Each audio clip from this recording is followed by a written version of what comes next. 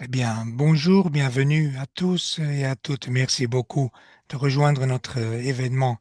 Voyons que il y a des personnes qui nous rejoignent encore et donc nous allons commencer à faire avancer ce webinaire. Nous avons pas mal de personnes qui nous rejoignent. C'est une question qui a soulevé une grande attention. Merci beaucoup à tous ceux qui êtes présents. Avant de vous parler du webinaire et ce que nous essayons de faire aujourd'hui, je vais donner la parole à Amy, ma collègue, qui va vous donner quelques instructions concernant l'interprétation pour que tout le monde puisse donc écouter la version souhaitée. Bonjour Soraya, je suis Amy de Eurodate et donc quelques détails pratiques. Ce webinaire va être enregistré, sera publié sur ODG, sur le compte d'ODG, donc vous pourrez le voir et le partager sur votre réseau. L'interprétation est disponible en français et vous pouvez l'activer en cliquant sur le globe terrestre en bas à droite de la fenêtre de Zoom. Toutes les questions sont bienvenues. Vous pouvez les poser directement sur le chat ou sur le mode de questions-réponses en demandant la parole. J'espère que vous allez jouir bien profiter de cette session. Merci, Amy. Eh bien, je pense que tout est clair pour tous, mais s'il y a des questions pendant le processus, eh bien, faites-nous le savoir. Nous serons heureux d'y répondre. Ce webinaire,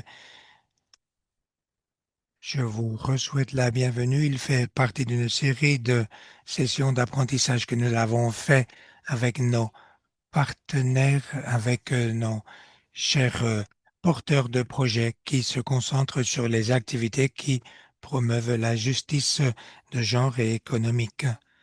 Nous en avons tenu quelques-uns. Celui-ci, nous l'avons étendu à vous tous en considérant donc l'intérêt que cela a soulevé. Je suis très heureuse de voir que vous êtes si nombreux.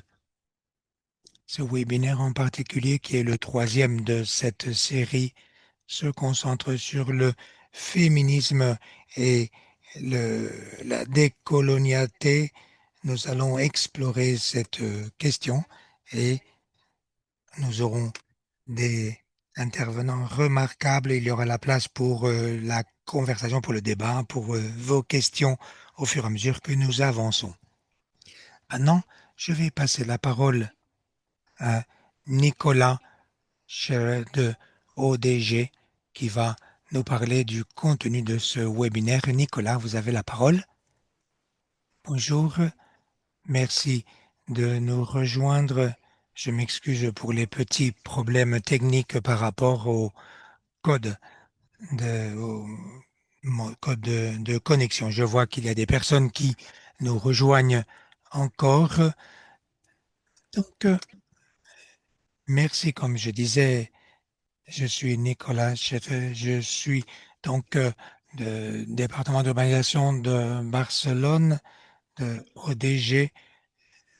Nous voulions ouvrir cet espace de dialogue aujourd'hui pour parler de féminisme et décolonialité. J'ai le plaisir de vous présenter nos deux rapporteurs aujourd'hui. Hélène Baimi, elle est une écoféministe panafricaine.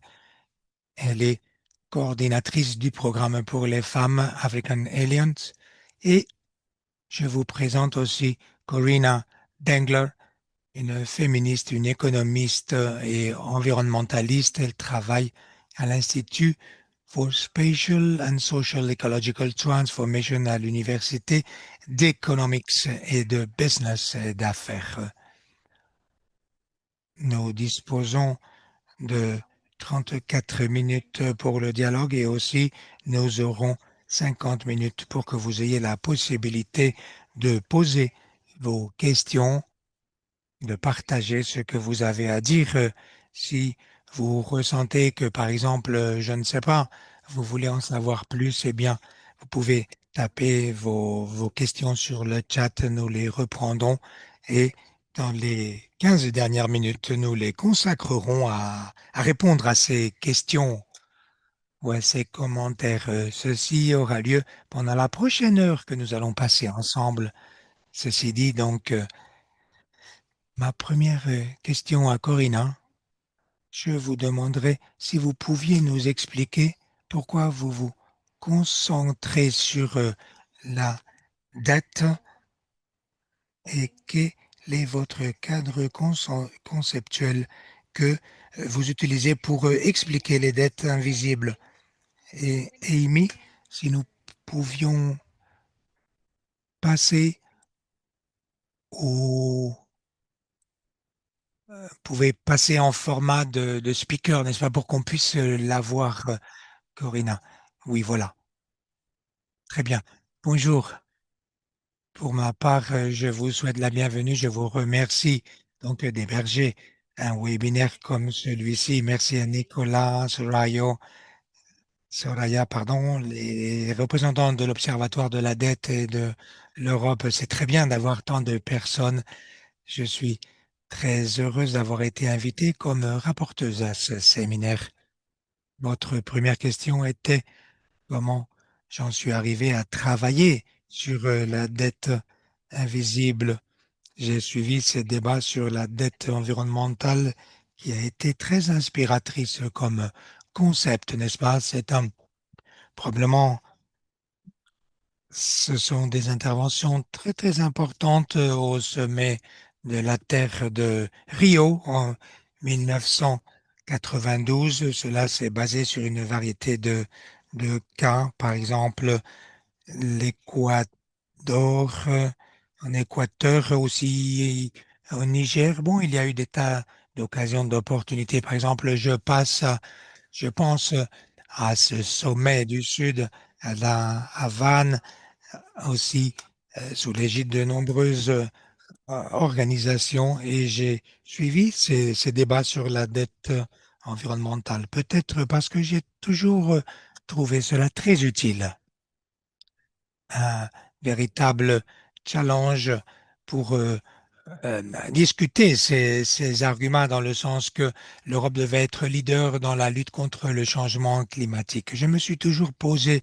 la question de qui est, à qui est le propriétaire de quoi en fait. Au cours des dernières années, j'ai observé non pas en tant que chercheuse, mais en tant qu'activiste, en tant que militante, cette question de la dette qui a été beaucoup repolitisé. J'ai suivi ces débats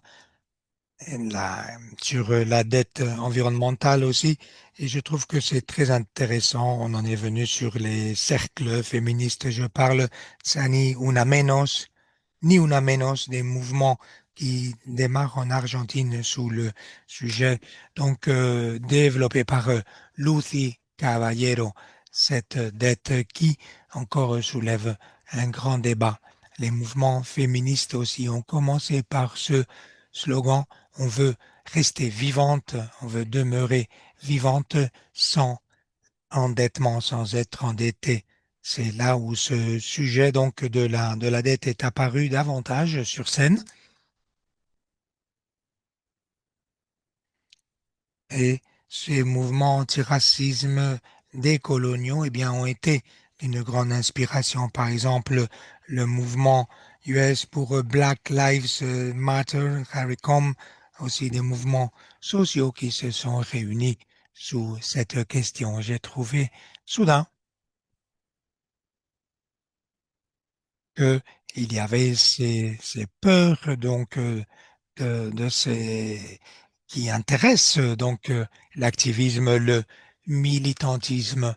Et c'est vrai que même si ce sont des sujets qui peuvent sembler séparés, la question de la dette a été fortement politisée.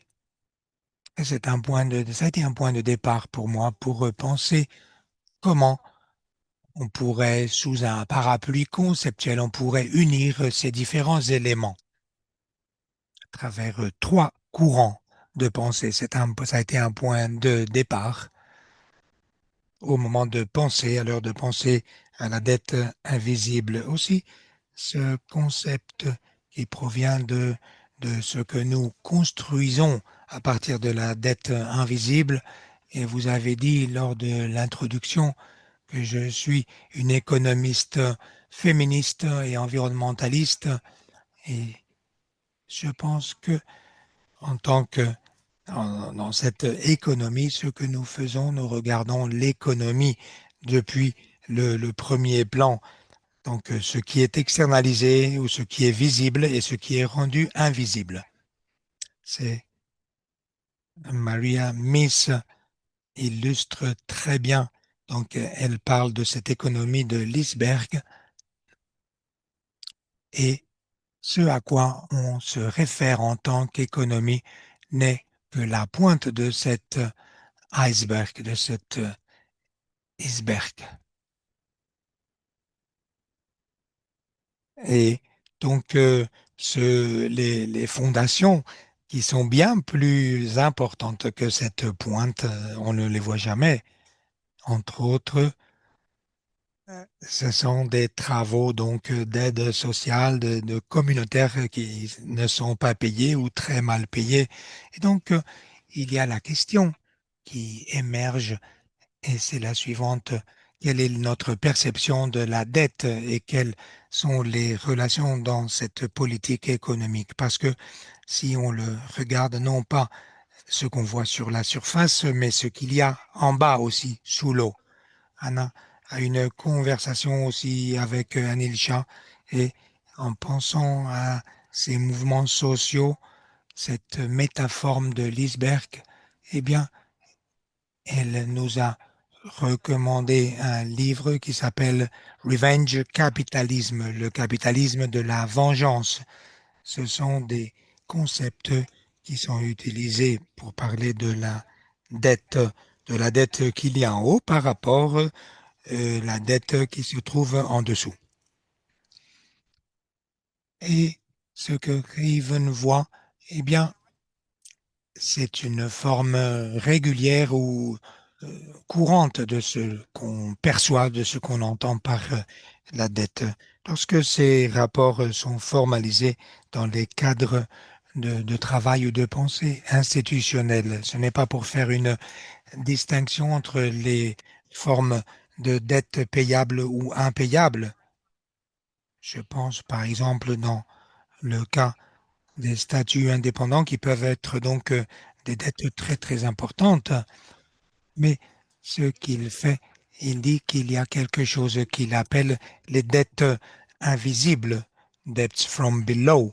Et c'est donc ces dettes historiques du colonialisme, n'est-ce pas, qu'on laissait le colonialisme souvent. Et ce qu'il dit, eh bien, dans ce concept, eh bien, évoque cette perspective parce que c'est vrai que dans ce monde majoritaire, eh bien, on devient facilement des créanciers plutôt que des débiteurs. Et ça ne peut pas fonctionner en tant que mécanisme, mais aussi comme une manière de créer la résistance et de challenger l'ordre social dominant. Donc, cette métaphore de l'iceberg et la dette du dessous, eh bien, c'est basiquement comment se cadre cette idée de la dette invisible et perçue en tant que euh, parapluie conceptuel pour les diverses formes de dette, la dette coloniale et la dette reproductive, comment on peut y penser. Merci, merci beaucoup. Vous avez dit également, et peut-être que vous voulez montrer une image en fait. Peut-être que vous voulez montrer cette image à ce moment. Parce que, bon, si c'est le cas, je vous demande encore, Corinna, si vous pouvez peut-être approfondir par rapport à ces derniers concepts que vous avez cités. Qu'est-ce que vous entendez par écologique, colonial? Merci. Oui, maintenant je veux partager plein de choses. Alors, oui, en effet, qu'est-ce que je veux dire d'après ces trois formes de dette?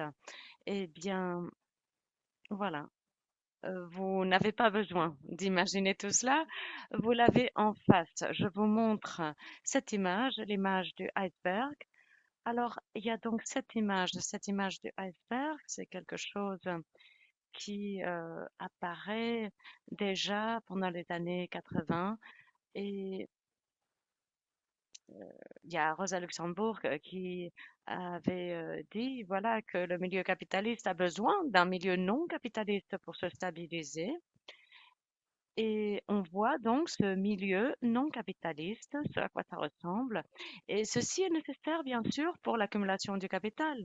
Mais c'est en même temps un milieu qui est invisibilisé, qui est détruit. Et puis en termes de la nature, ce milieu non capitaliste, on voit bien en quoi cela consiste. Alors, déjà, tout cela est apparu pendant les années 80 et il y avait donc les hommes blancs coloniaux qui disaient que on continuait à exploiter les milieux qui avaient été décolonisés. Et il y avait donc cette colonie interne et cette reproduction qui se produit et qui se fait de façon invisible. Il y avait aussi donc cette dette reproductive de la part des femmes qui sont là pour se reproduire et ceci est également invisibilisé. Par conséquent, il y a donc cette idée de ces trois sphères et cela fait partie du iceberg et donc ça fait partie également des dettes qui viennent du dessous. Alors, il y a cette dette coloniale, la dette reproductive et la dette écologique. Alors, ce qui est important ici, c'est d'insister sur le fait que ces trois dettes existent et qu'elles sont développées non seulement dans les cercles académiques, mais aussi dans de nombreux mouvements sociaux, dans des organisations. En fait, tout ceci a été développé depuis des décennies. Je parle de la dette écologique. Tout ceci a commencé pendant les années 90. Ensuite, la dette coloniale. Ici, j'ai ce livre de Rocío Zambrana sur la dette coloniale à Puerto Rico. Et il y a également ce travail que j'ai cité par rapport aux campagnes de réparation, par exemple la commission des réparations.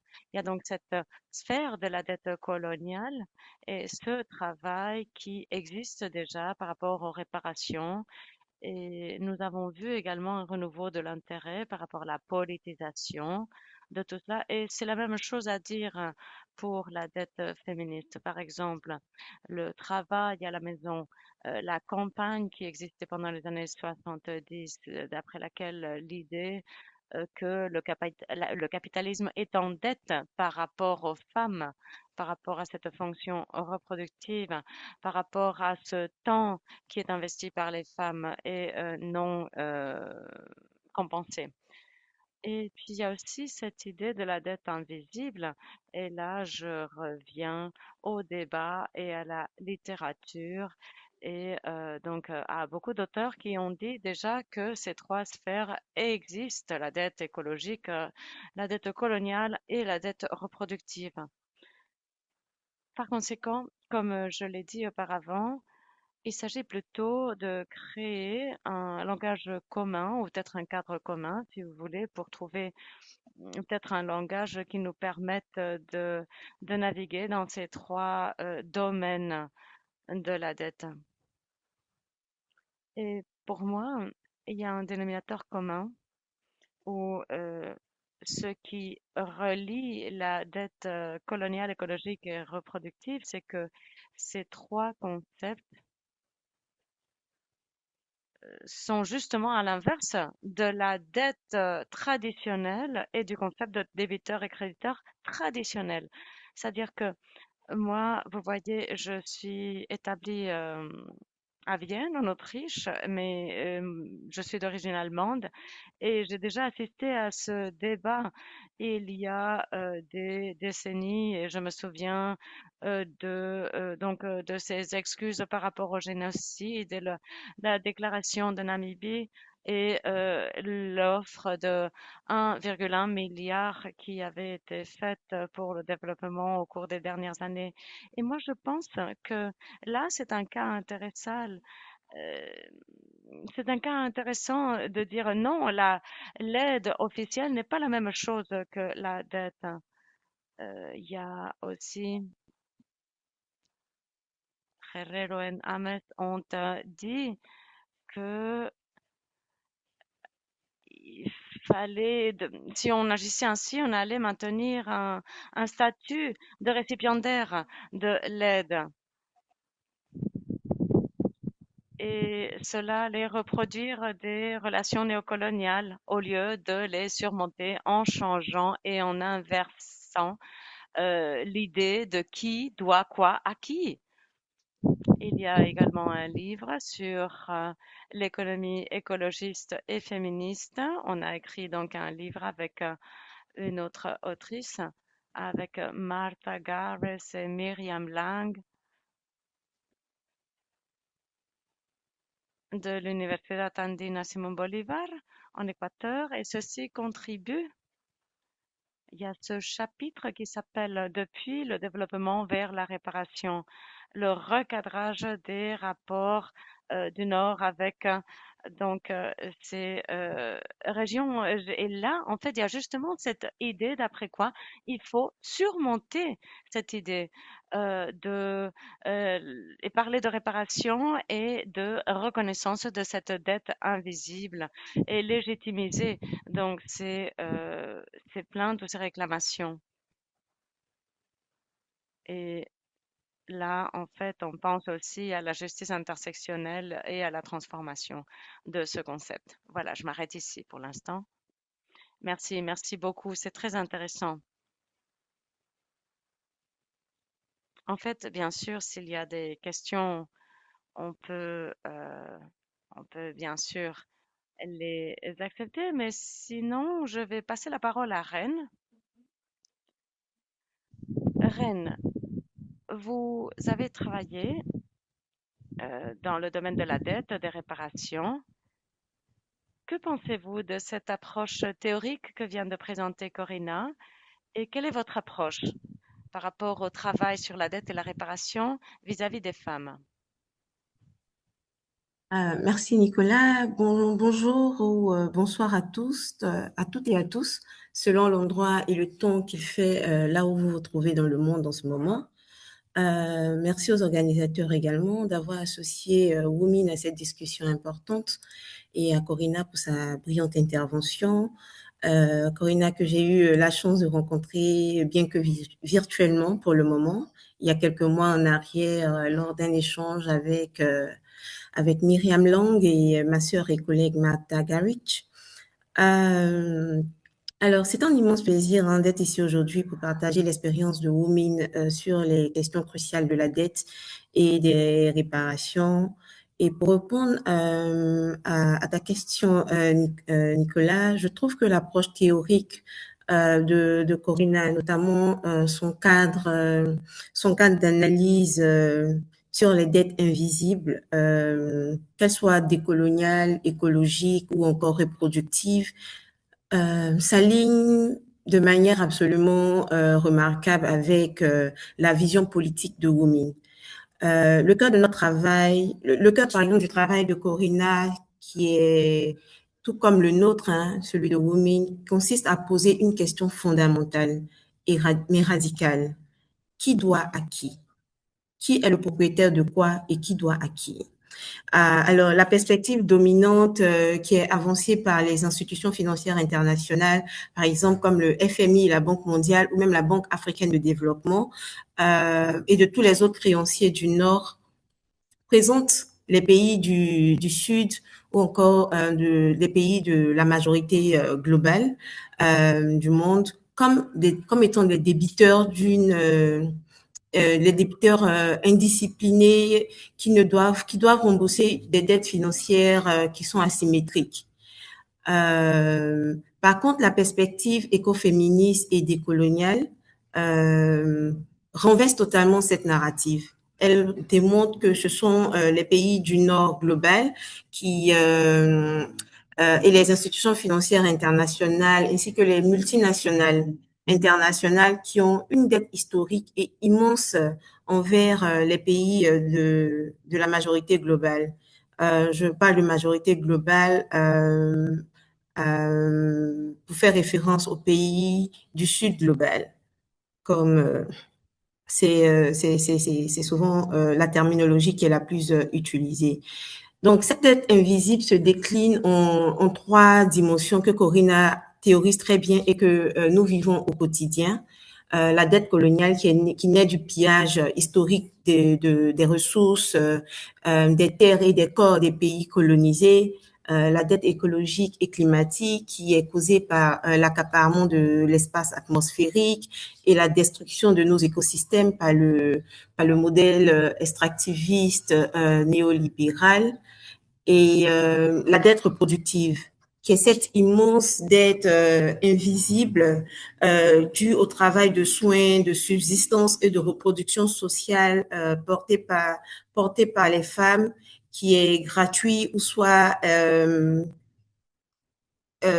qui est gratuit ou soit à vil prix, qui est porté par les femmes paysannes de la classe ouvrière et des milieux ruraux, qui sont vraiment les cibles du travail de Women et sur lesquels repose le système capitaliste mondial, comme Corinna l'a si bien signifié dans son intervention. Alors, à Women, notre approche consiste pas de la théorie à la praxis populaire. Alors, qu'est-ce que j'entends par là? Alors, la spécificité de notre approche à Women est complémentaire de ce cas théorique que Corinna a dépeint.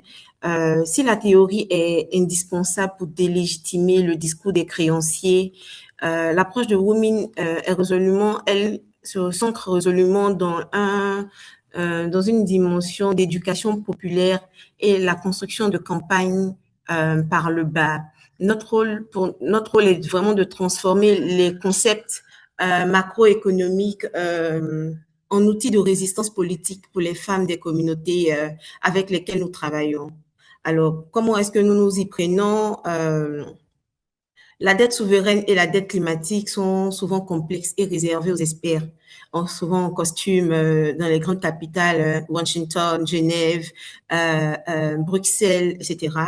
À Women, nous utilisons des méthodologies d'éducation populaire qui se co-construisent sur les expériences et le vécu des femmes des communautés en résistance contre des méga projets extractifs, qu'il s'agisse de femmes qui résistent contre des mines d'or au Burkina Faso ou des femmes qui s'organisent contre des barrages hydroélectriques au Cameroun ou en Côte d'Ivoire. Nous construisons nos méthodologies sur la base de leurs expériences et de leur vécu. Nous avons par exemple le Women Learning Liberation, qui est une formation, qui est un parcours d'éducation populaire de 18 mois qui renforce le leadership politique des femmes rurales et ouvrières et des classes ouvrières africaines qui font face à l'extractivisme. Cette formation combine à la fois des analyses critiques combine à la fois des analyses donc critiques des systèmes d'oppression, l'utilisation des langues locales et le savoir-faire pratique. C'est une formation qui est horizontale et qui permet d'horizontaliser les savoir-faire endogènes des femmes pour consolider leur pouvoir collectif et leur permettre de construire une solidarité écoféministe panafricaine. Lorsque les services publics de santé ou d'eau sont coupés à cause des politiques d'austérité imposées par les institutions financières internationales pour rembourser la dette financière des États, ou que des communautés entières à travers l'Afrique perdent l'accès aux cours d'eau ou à leurs forêts à cause de la construction d'un méga projet électrique, une mine, une centrale à charbon ou un barrage hydroélectrique, les femmes comprennent immédiatement que ce sont elles qui payent la dette de leur propre temps, de leur santé et de leur travail de soins non rémunérés. Notre approche aussi permet d'unifier les luttes plutôt que de les fragmenter. Notre stratégie consiste à mener des actions et des campagnes de façon unifiée Donc, nous ne menons pas des actions isolées par pays, par exemple. Nous construisons des mouvements régionaux panafricains qui émanent directement du soutien apporté aux femmes et aux communautés sur le terrain, face à des géants comme les multinationales et les institutions financières internationales. Nous renforçons la solidarité panafricaine et l'unification des voix des femmes à travers l'Afrique de l'Ouest, l'Afrique centrale, l'Afrique de l'Est et l'Afrique australe pour exiger de réelles réparations pour les dettes invisibles. Nous exposons également les véritables réponses, les véritables responsables. Donc, nous mettons en évidence le rôle destructeur des États, des multinationales et des institutions financières internationales dans le modèle extractif capitaliste patriarcal. Nous refusons que les fausses solutions vertes ou les négociations de dettes de façade voilà, nous refusons. Ce sont par exemple notre travail, par exemple, nous permet de mobiliser, je dirais, notre travail et nos mobilisations nous permettent de cibler directement ces trois acteurs que nous estimons être au cœur du dispositif capitaliste destructeur. Et par exemple, les institutions financières internationales qui, par les réformes qu'elles imposent, les réformes néolibérales qu'elles imposent, détruisent les couches socio-économiques des États. Les multinationales qui détruisent les biens communs, nos terres, nos forêts, nos rivières, et en toute impunité, sans aucune redevabilité concrète. Les États également qui se plient aux exigences du capital mondial au détriment des droits de leur propre population. Voilà.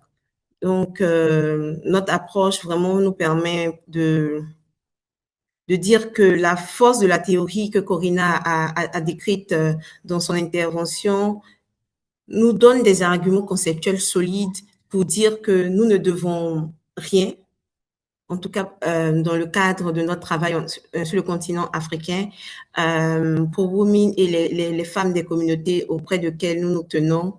Nous ne devons rien et nous ne payerons rien. Au contraire, ce sont les pays du Nord qui nous doivent des réparations et ces réparations-là, nous les exigeons de différentes façons dans notre travail.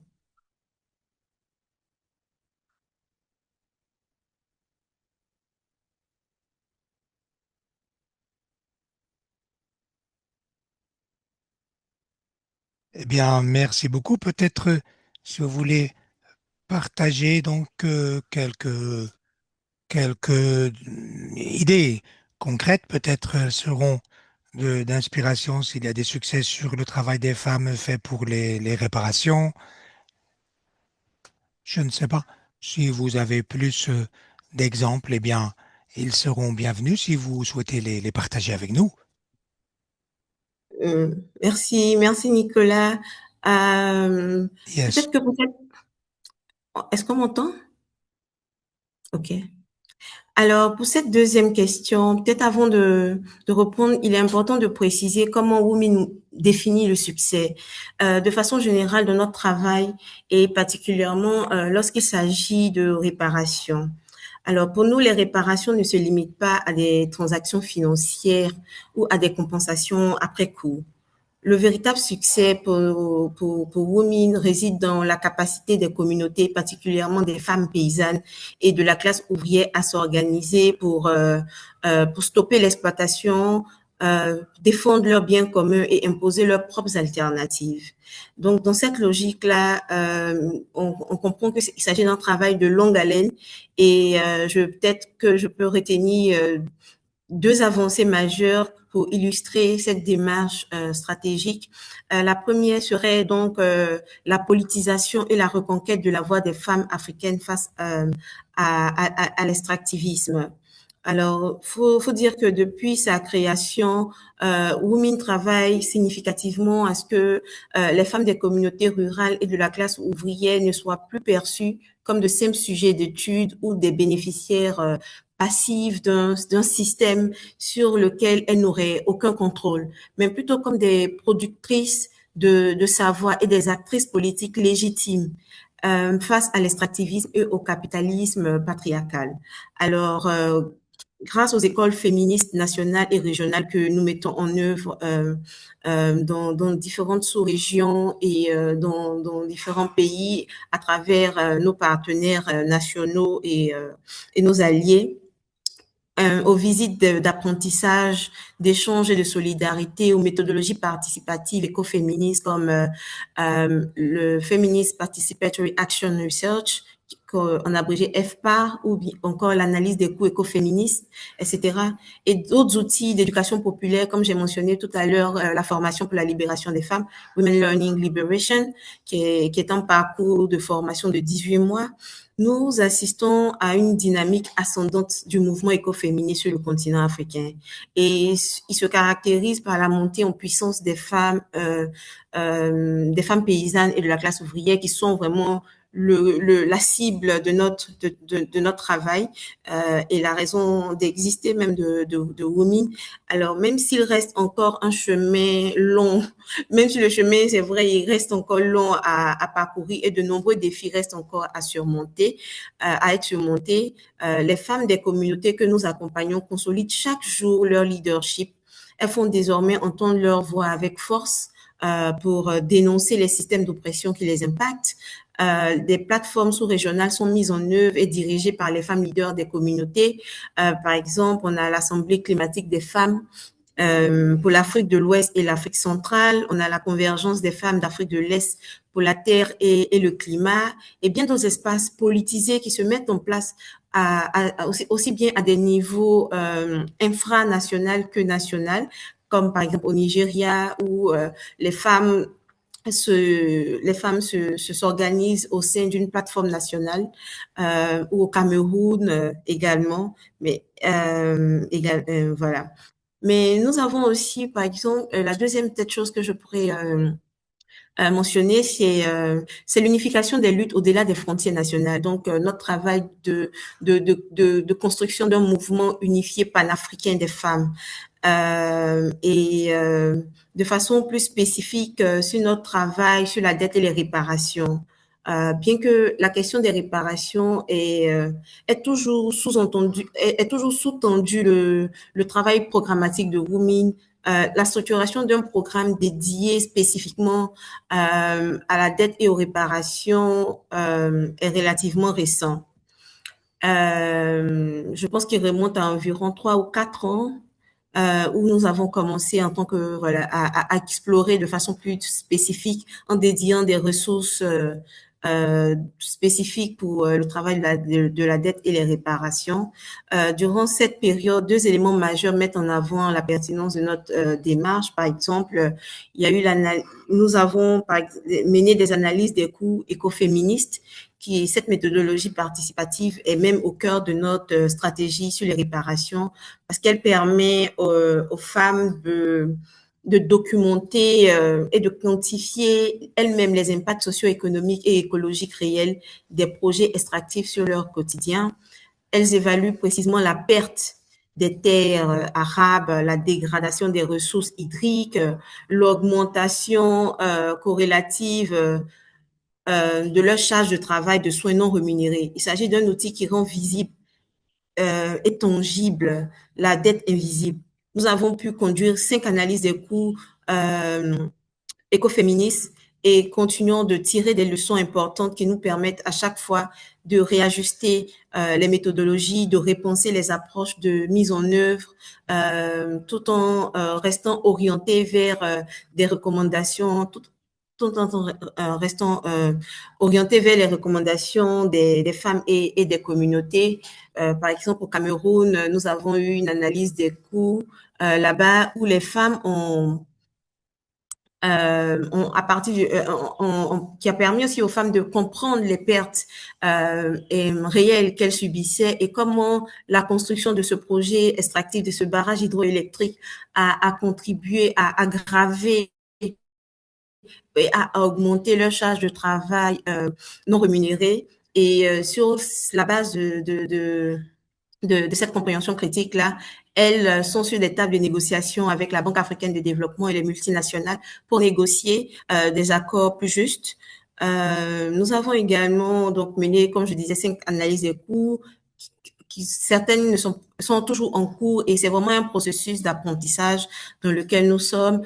Je pense que nous en avons fait à Madagascar, au Burkina Faso, en Côte d'Ivoire, au Cameroun et plus récemment au Zimbabwe. Euh, il y a également peut-être rapidement parlé de la campagne sur les réparations qui cible la Banque africaine de développement, qui a initialement articulé autour de projets extractifs spécifiques financés par la Banque africaine de développement et d'autres bailleurs d'ailleurs, et qui a réussi à fédérer et à faire converger des résistances locales portées par des femmes dans 5 pays en Afrique de l'Ouest et centrale. Voilà, donc je pense que je vais m'arrêter là pour cette deuxième question.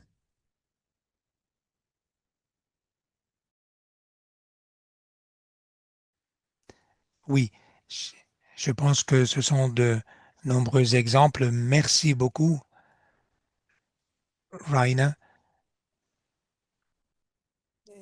Par rapport à vos interventions, la dernière question que je vous adresse à vous deux, quel est le potentiel du travail pour pour booster ces agendas, ces programmes décolonialistes, n'est-ce pas?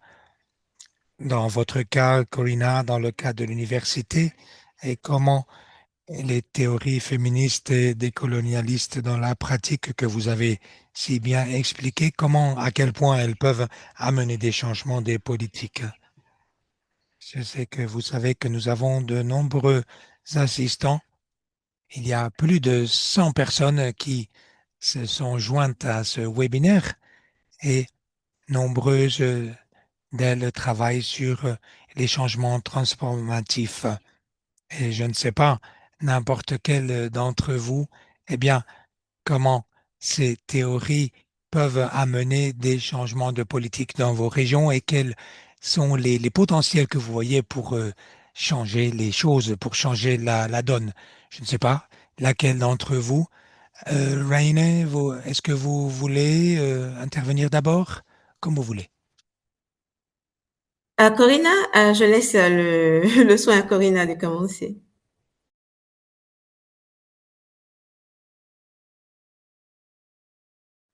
Donc, merci. Évidemment, c'est une vaste question. Merci, Nicolas et Raine, pour ce que vous avez mentionné. Vous avez très bien élaboré. Je pense qu'en principe, la notion de la dette invisible peut nous servir en tant qu'intervention, en tant que provocation, disruption de toutes les politiques. Ce sont des discours académiques et politiques qui ne se concentrent que sur la partie visible de l'iceberg, comme nous avons dit tout à l'heure.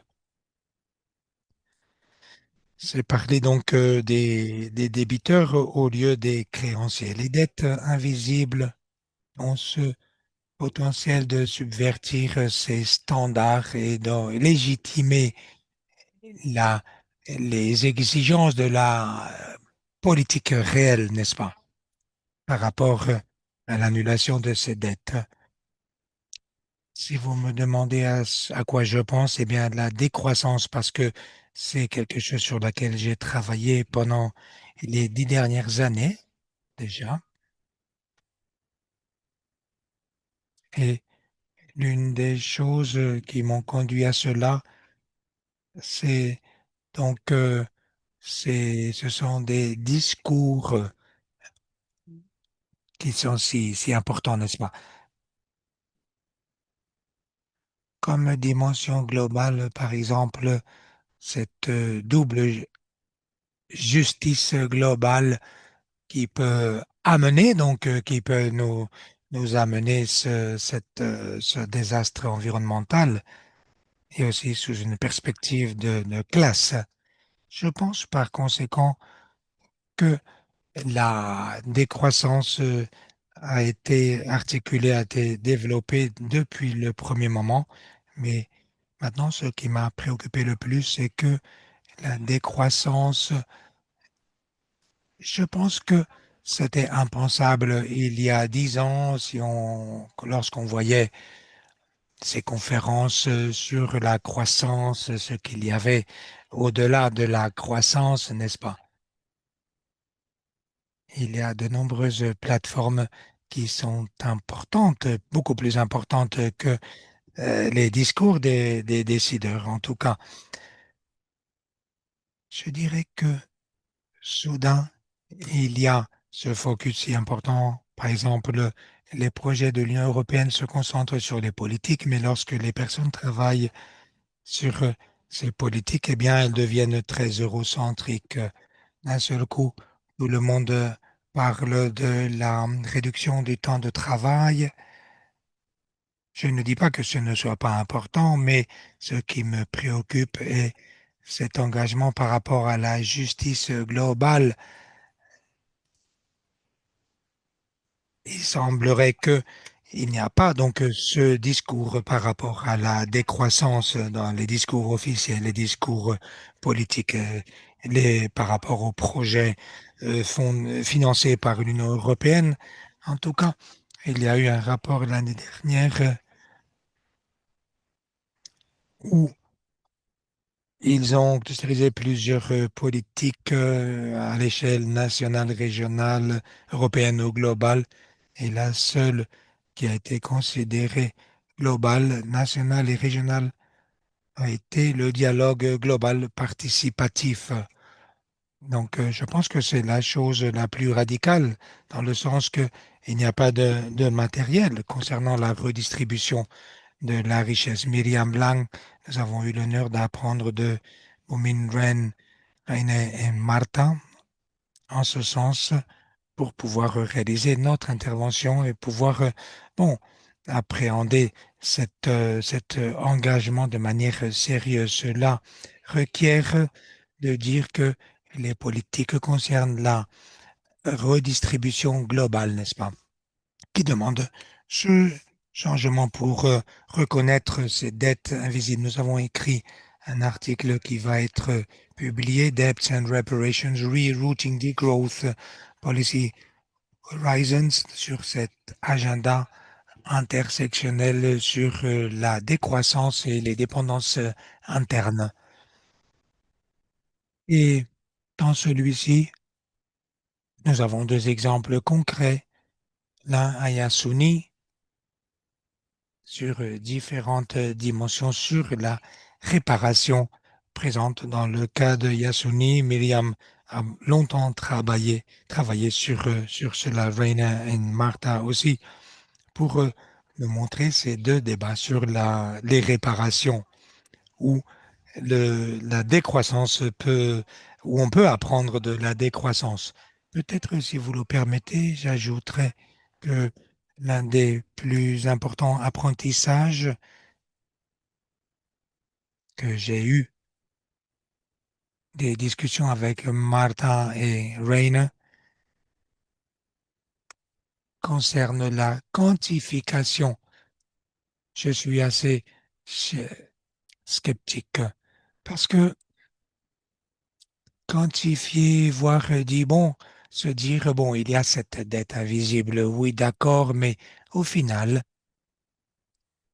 il y a beaucoup de dangers par rapport à ces concepts et ces chiffres lorsqu'on parle de méthodologie. Et donc, en partie, je suis assez critique par rapport à ces idées de quantifier la dette invisible. Aussi, l'éducation populaire et les méthodes de ces analyses des coûts et des avantages, des coûts-bénéfices. Et en ce sens, ce ne sont pas des chiffres abstraits qui ont été calculés de haut en bas, mais il y a une réciprocité contre, contre politique ou entre politiques plutôt.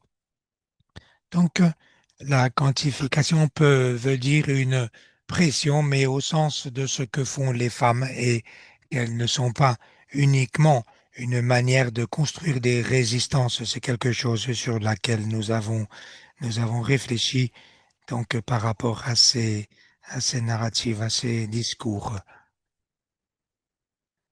Ces sujets me sont très très familiers, c'est clair, et il y a un appel de plus de politique qui concerne davantage de redistribution et nous permettent, bon, qui est trait à la réparation, n'est-ce pas, comme on dit, très bien expliqué, Reina et Martha. Merci beaucoup, Corina. Reine, vous avez la parole. Merci, Nicolas, Corinna également. Alors, je pense que c'est important d'aborder cette question est cruciale hein, et elle touche même au cœur du travail de Women. Corinna a dit beaucoup de choses que je partage et j'aimerais peut-être souligner, peut-être faire le lien rapidement avec cet article, ce chapitre que nous avons coécrit avec Myriam, Lang et Martha, donc dans le cadre du livre que Corinna a mentionné, pour peut-être illustrer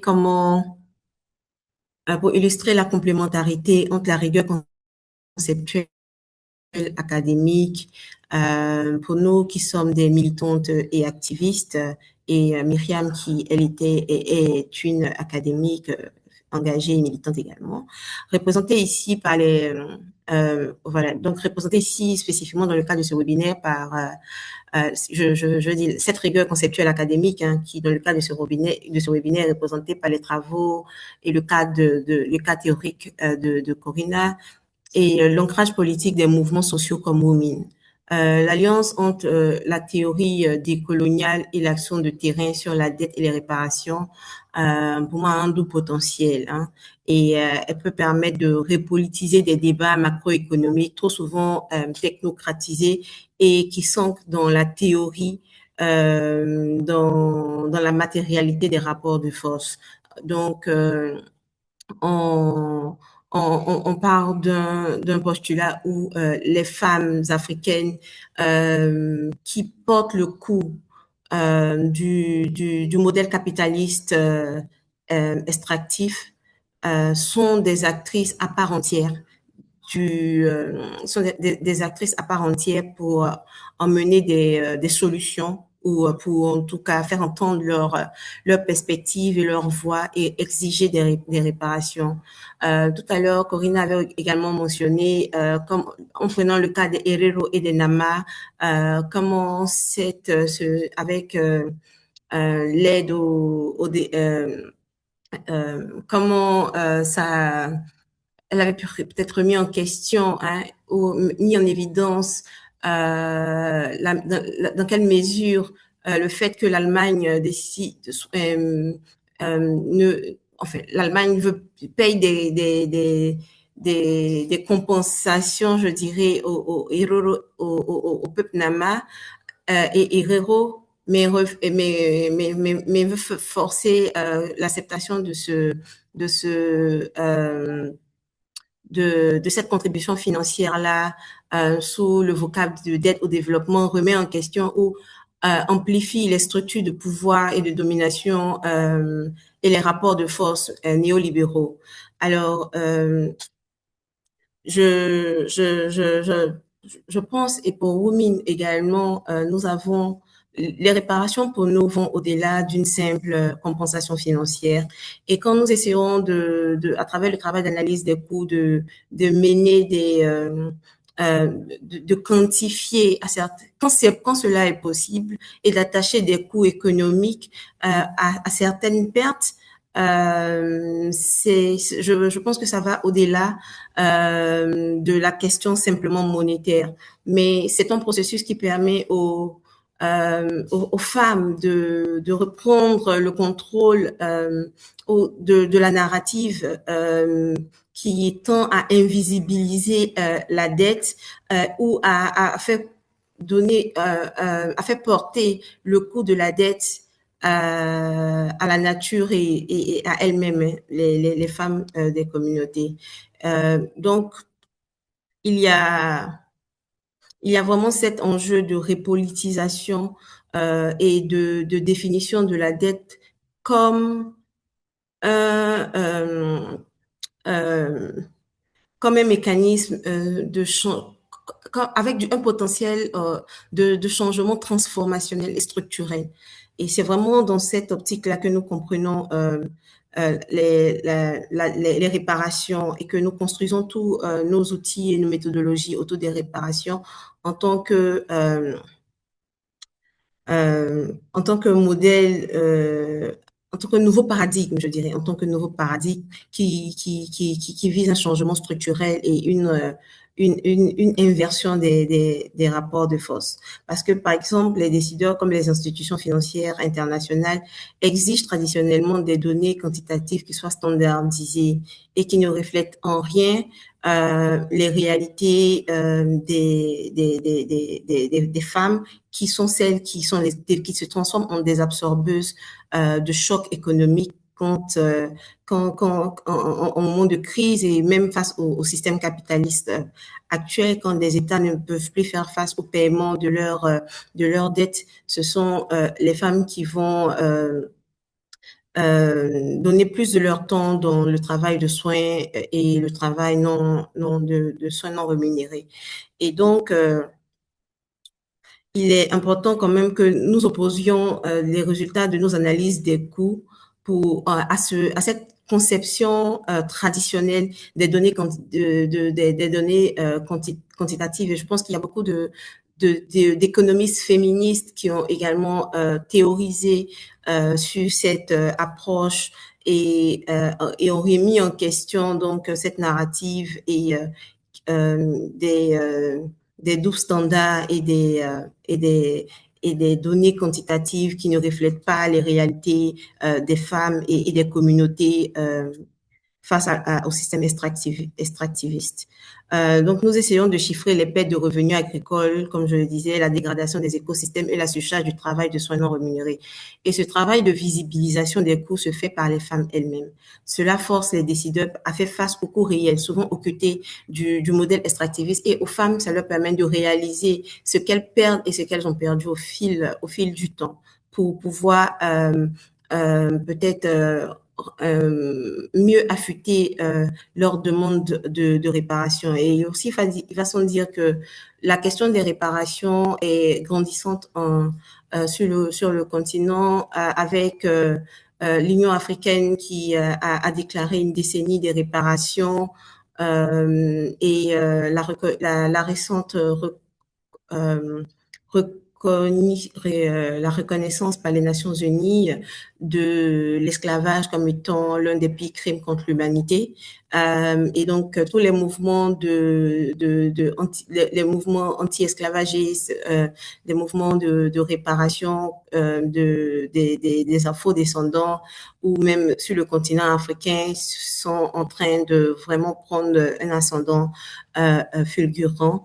Et nos demandes de réparation dans le cadre de notre travail sur la dette climatique et les réparations s'ancrent également dans des systèmes d'oppression comme l'esclavage, la colonisation, dont les structures qui ont donné naissance aux structures d'injustice actuelles que nous vivons et que nous subissons. Et donc, pour moi, les théories féministes et décoloniales nous aident à naviguer entre les obstacles que posent les réformes de façade, comme je le disais, tels que les allègements conditionnels de dette ou les compensations environnementales minimales. Elles orientent le travail de plaidoyer vers des exigences de changement structurel. Donc, pour exiger des réparations à des institutions financières comme la Banque africaine de développement de façon plus spécifique dans le cadre du travail de Romine et imposer, interpeller les États et les forcer à prendre leur à prendre leurs responsabilités, notamment sur leur capacité à protéger les biens communs et les intérêts de leur communauté face aux exigences du capitalisme globalisé.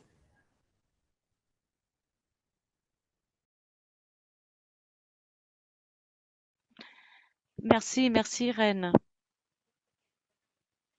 C'était beaucoup d'informations, c'était très utile. Maintenant, nous avons quelques minutes pour écouter les questions de l'audience, des participants. Il y a déjà quelques questions sur le chat. Si vous n'avez pas formulé encore de questions, vous pouvez le faire au travers du chat. Moi, j'ai deux questions très concrètes pour Rennes. Ce serait comment devenir membre de votre réseau de Women? Et j'ai une deuxième question pour Corinna. Alors, est-ce que vous êtes capable, depuis le Nord global, depuis votre travail à l'université, de faire du lobbying afin de montrer à quel point le néocolonialisme fait du mal et à quel point le système reproduit sans compenser?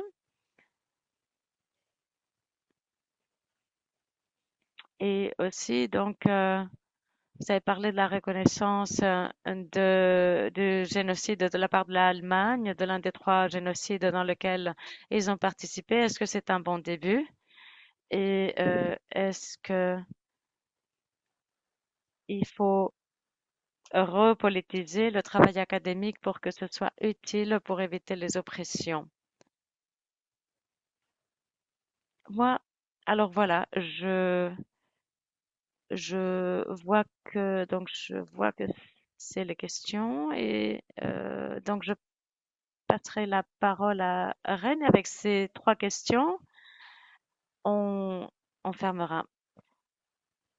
Donc aussi, Corinna, vous avez beaucoup parlé de la quantification et vous avez dit également que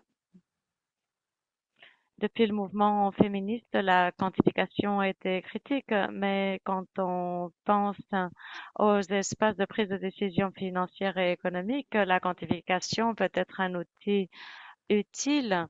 La quantification de la dette climatique et de la dette coloniale, eh bien, il y a beaucoup de travail qui a été fait là-dessus. Que pouvons-nous faire en tant que féministes afin de pousser les arguments afin de faire avancer les études, les analyses? C'est-à-dire, y a-t-il un outil qui nous aiderait à quantifier ou à visibiliser aussi la dette reproductive parce que, bon, la dette reproductive a beaucoup de mal à se faire entendre dans ces espaces. En fait, Rennes, vous avez beaucoup parlé de votre méthodologie, mais si vous avez des propositions plus spécifiques pour rendre visible, peut-être un outil pour justement rendre visible cette dette reproductive dans les espaces économiques, eh bien, ce serait formidable. Alors voilà, donc voilà. Et donc la question pour devenir membre de votre réseau, Rennes, et la question pour Corinna par rapport au lobbying et la justice reproductive. Est-ce que les questions sont claires? Alors, on commencera peut-être par Corinna et ensuite nous passons la parole à Rennes. Oui, merci. Alors voilà, je parlerai de la quantification tout d'abord, de la question de la quantification. Merci, merci beaucoup et merci à Laila de sa question sur le chat. Alors la question, comment rendre visible la dette reproductive? Comment en parler en fait dans les cercles économiques? Eh bien là, je vais revenir à la campagne de Silvia Federici qui a érigé la voie pendant les années 70 et elle, excusez-moi, demandait également comment quantifier ou comment financer. Eh bien, bien sûr, Euh, je ne suis pas le département des trésors, mais je vais quand même vous donner des idées et je reprends en fait ce que Rennes a dit. Rennes nous a dit, on ne doit rien, c'est-à-dire, voilà, il faut quand même nier des histoires qui sont très très puissantes au sein des institutions financières. Alors, il y a aussi cette obsession des chiffres. Mais ce qui se passe, c'est que des fois, nous réduisons des réalités très complexes sous forme de chiffres. C'est-à-dire, les femmes, est-ce qu'elles ont la possibilité de parler d'elles-mêmes? Euh, enfin, ce que je veux dire par là, c'est que des fois, la stratégie n'est pas la bonne. Et moi-même, je suis une femme, mais il ne faut pas être la proie de nos idées. C'est-à-dire, ce n'est pas seulement une question de quantification. Ce n'est pas seulement le fait de quantifier qui va nous donner le pouvoir. Il y a déjà beaucoup de travail aussi qui est fait au niveau de la société civile et des mouvements sociaux.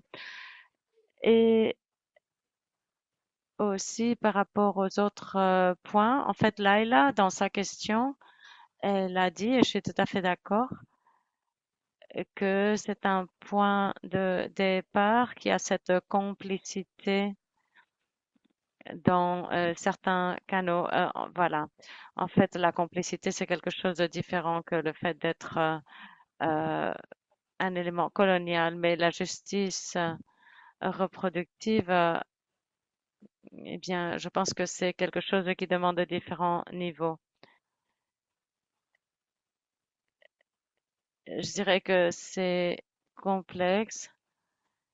Je travaille la dette invisible et j'ai trouvé certaines plateformes où les gens sont intéressés ou d'autres plateformes aussi où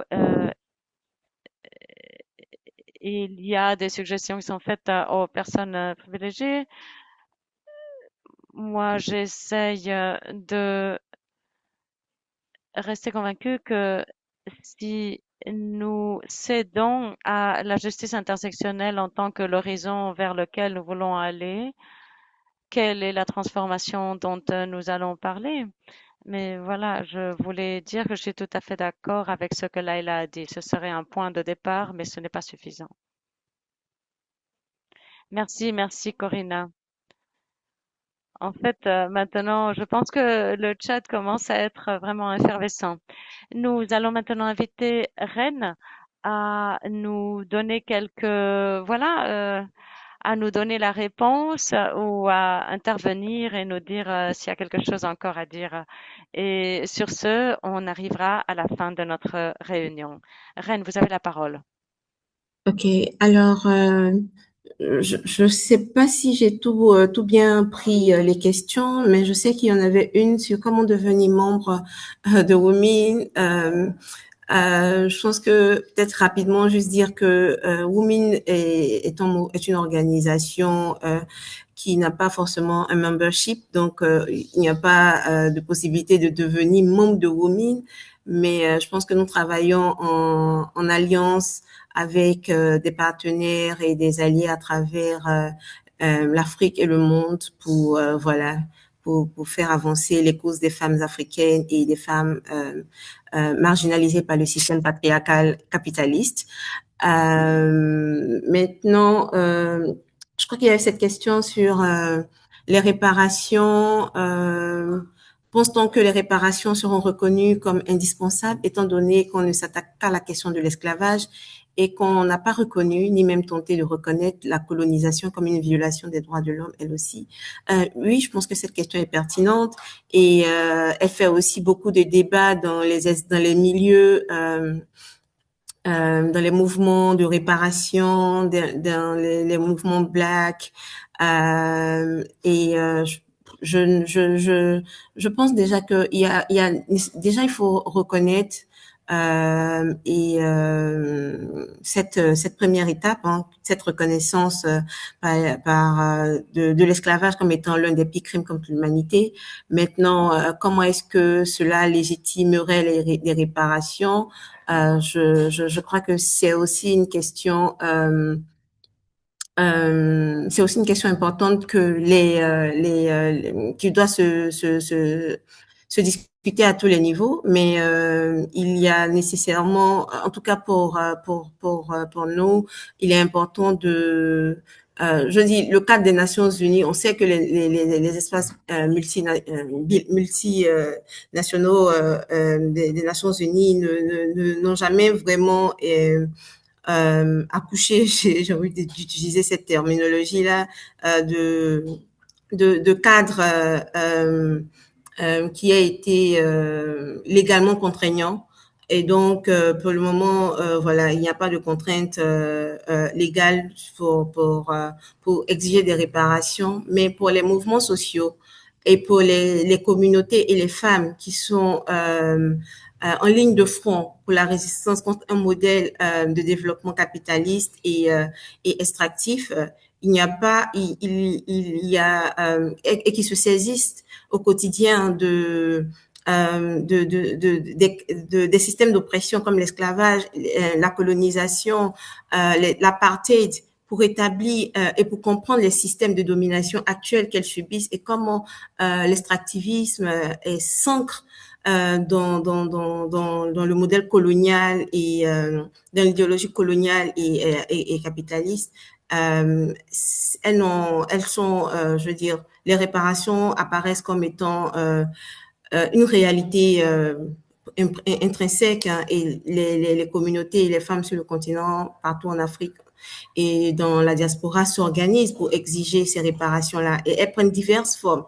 Les réparations, qu'il s'agisse de restitution d'artefacts qui ont été pillés pendant la période coloniale ou des réparations financières dans le cadre, par exemple, quand on prend les mécanismes des institutions financières internationales pour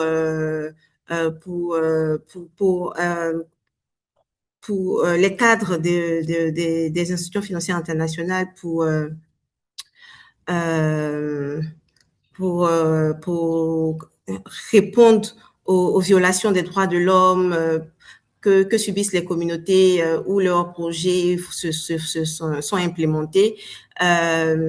Il y a des portes et dans lesquelles les mouvements et les groupes peuvent s'engouffrer pour articuler leurs demandes de réparation et exiger plus de justice et de redevabilité.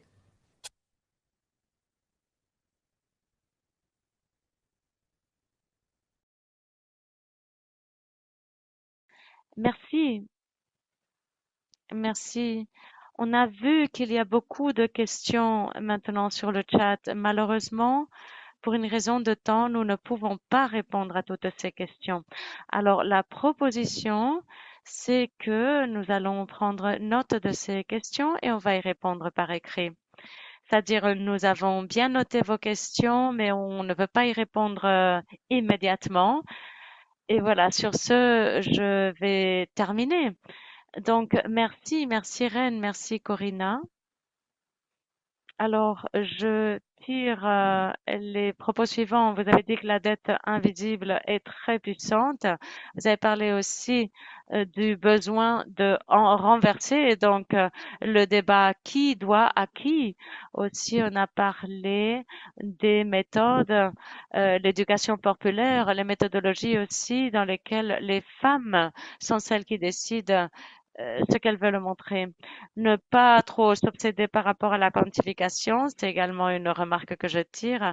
Et finalement, nous ne devons rien. Et sur ce, je passe la parole à Sulayo qui a donc le dernier mot et les enregistrements seront publiés à Eurodad dans notre canal de YouTube.